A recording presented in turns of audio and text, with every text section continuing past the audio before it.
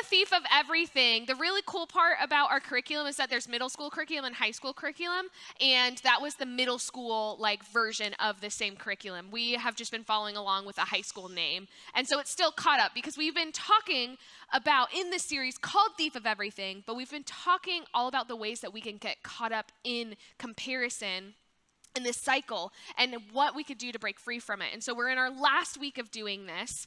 And so as we kick off today, I want you guys to think about for a second and then share with your neighbor, who is somebody that you really look up to right now? Or maybe you used to look up to the person you think is the best at doing what they are, or the best at being who they are. Go ahead and share with your neighbor. So for me, it was actually my youth pastor when I was in high school. So I've talked about him before. Here's a picture of my wonderful youth pastor, Corey. This was us at Big Stuff, actually, when I first interned here after my first year of college. And so this was my first year that I got to intern, that I got to really fall in love with what I got to do. But I really looked up to him because he, like a lot of what you guys were saying, he really showed up for me in a really hard time, and he was there for me whenever I needed to. He was always somebody that was really nice to talk to, and he would always listen, and you could always feel that he really cared about what you were saying, and he was just really good at being a youth pastor. He helped me accept my passion into youth ministry, and I wanted to be just like him as a youth pastor because of how amazing he was as my youth pastor. And so in this series, we've been obviously talking a lot about comparison, right? So basically comparing something about yourself to something and someone else, right? So oftentimes, whether we realize it or not, I think that this is something that we really tend to do with the people we look up to, right? And this is what makes comparison really difficult, right? Because looking up to someone or being inspired by somebody isn't a bad thing at all. It can actually be a really good thing because it can motivate us to work hard or make positive changes in our lives or try to reach new goals. But the problem is when we start to compare who we are to who they are, or something that we do to something that they do. When we think that in order to be enough, that we have to achieve the things that they've achieved, that we have to do what they have done, or we have to become just like them, otherwise we're not enough, right? And that kind of comparison will always make us feel less than, make us feel like we're not enough. All right, so I want to do something real quick with you guys. In just a second, not right now, I'm going to ask you all to close your eyes. And so what I'm going to do is I am going to say some phrases out loud that kind of have to do with this idea of not feeling enough. And what I want you to do is if you hear a phrase that you have either felt before or felt now or you can really relate to, I want you to hold up your finger above your head and hold up a finger for everyone that you can relate to, okay? So there's going to be up to 10 of them. You do not have to relate to any of them. You could relate to all of them, okay? But we're going to close our eyes because it's a vulnerable thing. So everybody close your eyes. Everybody's eyes closed. Okay. So put up a finger if in any situation you have felt like you weren't smart enough. You weren't popular enough. You weren't creative enough. You weren't strong enough. You weren't rich enough. Maybe you weren't funny enough. Or you weren't athletic enough. Maybe you weren't just fun enough, fun to be around. If you felt like you weren't talented enough in something. Or maybe you just haven't felt like you were good enough. And so I want you, if you have any one or both hands raised, I want you to raise it up above your heads, nice and high so I could see them. And now I want you to keep them there, and I want you to open your eyes and look around at everybody. Almost every single person, if not all of you, have at least one hand raised. You guys can go ahead and put your hands down. First off, I want to thank you for being vulnerable in that. That is a really hard thing to admit to yourself and to also admit to other people. So many of us, if not all of us, had a hand raised, right? And because not feeling like we're enough is a human thing. obviously we all experience at one point or another the feeling of not being enough, right? And as soon as you feel like you finally feel like you're enough in one area, so maybe we finally felt like we are funny enough, but then we look over and we felt like we're not rich enough, right? There's always seems to be something. And when this happens, we get caught up in this cycle of comparison, right? We've been talking about this for 3 weeks now. And so the question is, what do we do with that? Because we've all at some point or another not felt like we're enough, how do we break free from that cycle? How do we finally stop feeling like that? Because it is not a good feeling, right?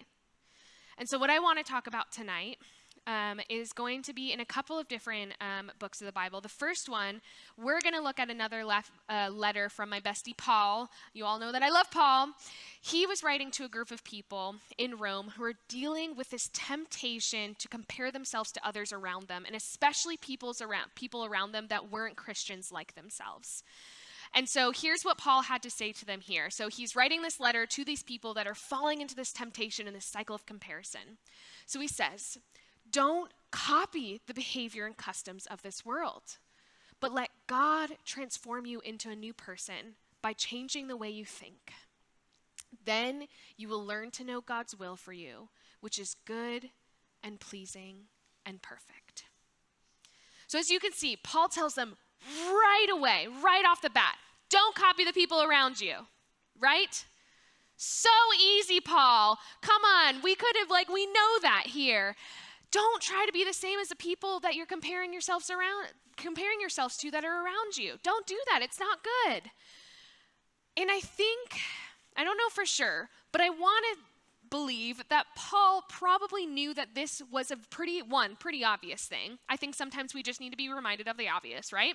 And 2, this wouldn't be an easy thing to just start doing out of the blue, right?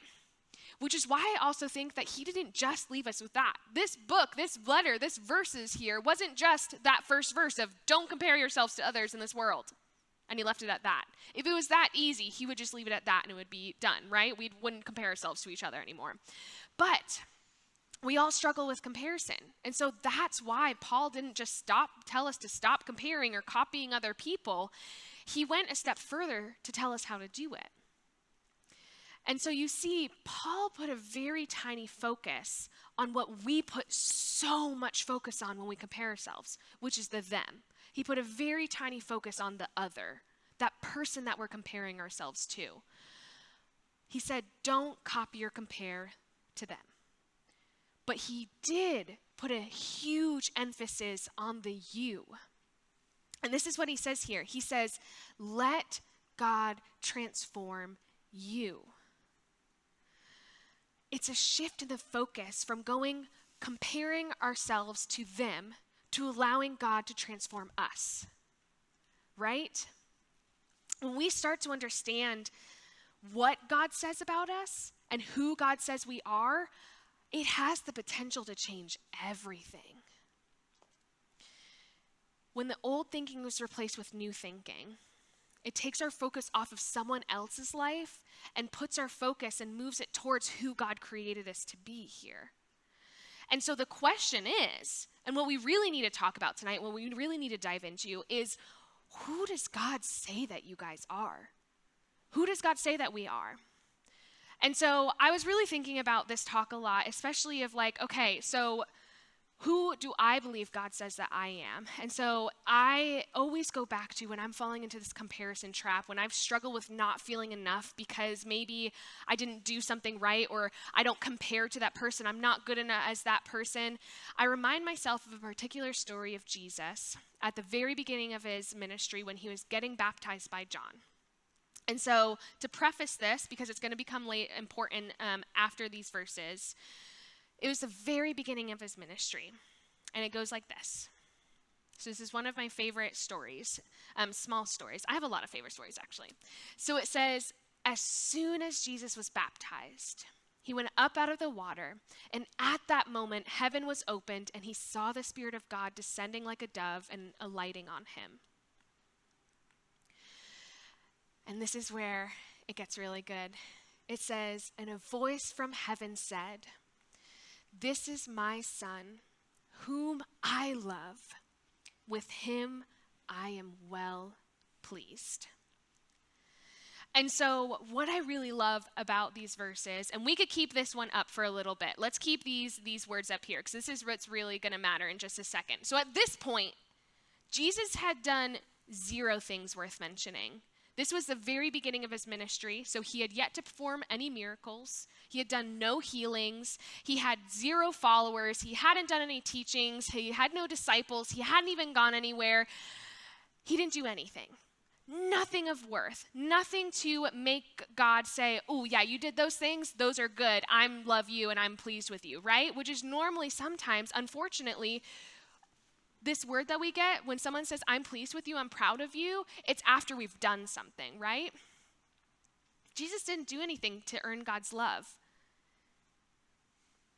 And yet, in this very moment, when Jesus comes out of that water, a new person, this fresh person, God looks down on him and he says, this is my son, whom I love. In him I am well pleased. Jesus didn't have to do anything to earn that. And neither do we. Because guys, God sees you without you having to do anything. And he looks at each and every single one of you and he says, this is my child, whom I love, and in them I am well pleased, and you don't have to do anything to earn that. God is pleased with you just as you are. You don't have to be like that other person.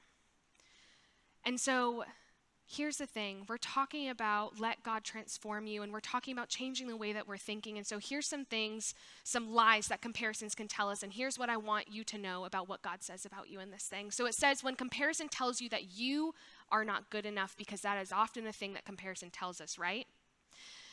God tells you that you are fearfully and wonderfully made just as you are. When comparison tells you that you are unlovable, God tells you that you are forever loved no matter what. When comparison says that you are broken, God says to you that you are healed and you are whole and there is nothing more that you need. When comparison tells you that you are weak, God says that you are strong. When comparison says that you've made too many mistakes to count and you keep on making them, God says that you are forgiven and that you are made new. When comparison says that you are alone and there's nobody in this world that cares about you, God says that you are his and you are loved and you are not alone, and God will never let you be alone. And when comparison says, sorry, I didn't know I was going to start crying here because these are important truths. When comparison says that you are purposeless, God said that you were created for a purpose.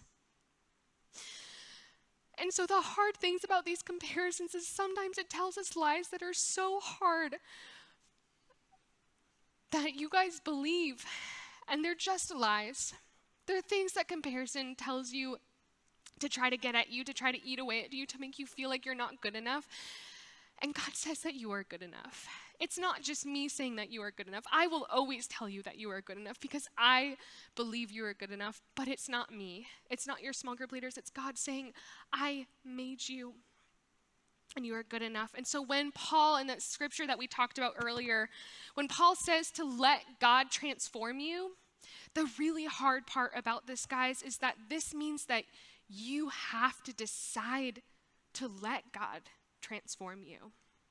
You have to choose to start moving in a different direction. And that's really what it comes down to in this comparison game, in this cycle thing, is we have to learn and we have to make the choice to step outside of that. Right? This is what I want you guys to know, and this is what I want you to walk away with. You guys have the power to choose to see yourself the way that God does.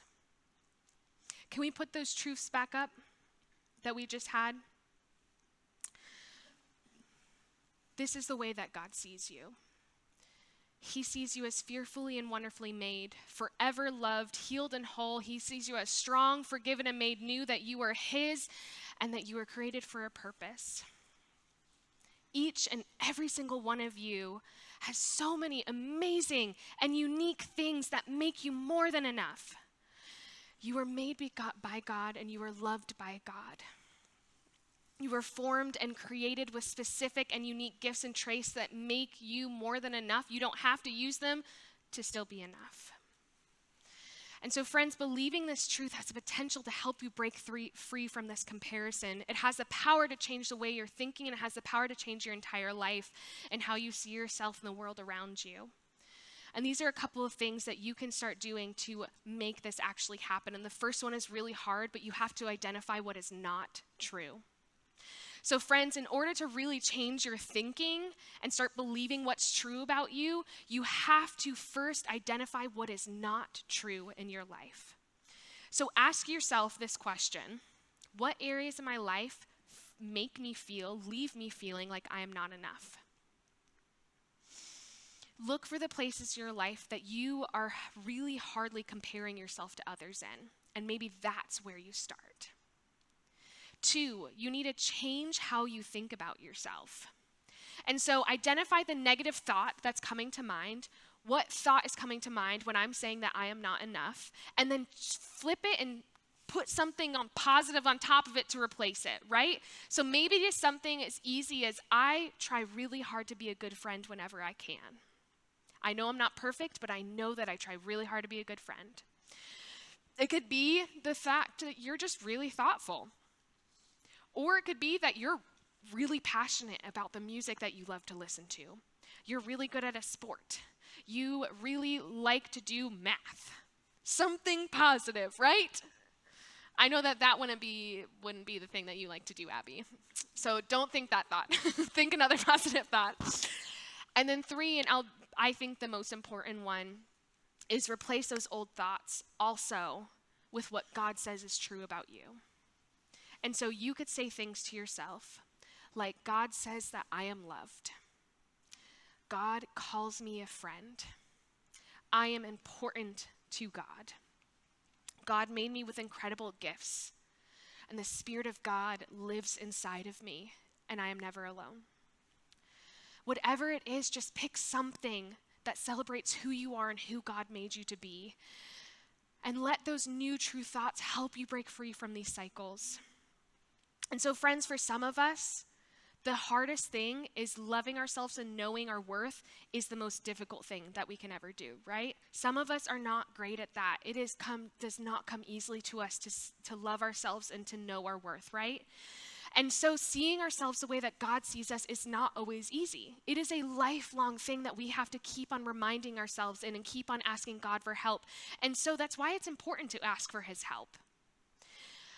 And so maybe for you, maybe the best place to start is to write down the truths that I just talked about. Write down one truth: the Spirit of God lives inside of me and I'm not alone. If that is the thing that you need to remember, write that down and then say it out loud over and over and over again until that thought starts cycling into your brain and into your heart. And my hope is that it starts to change those negative thoughts and that cycles that you're stuck in into new, better cycles.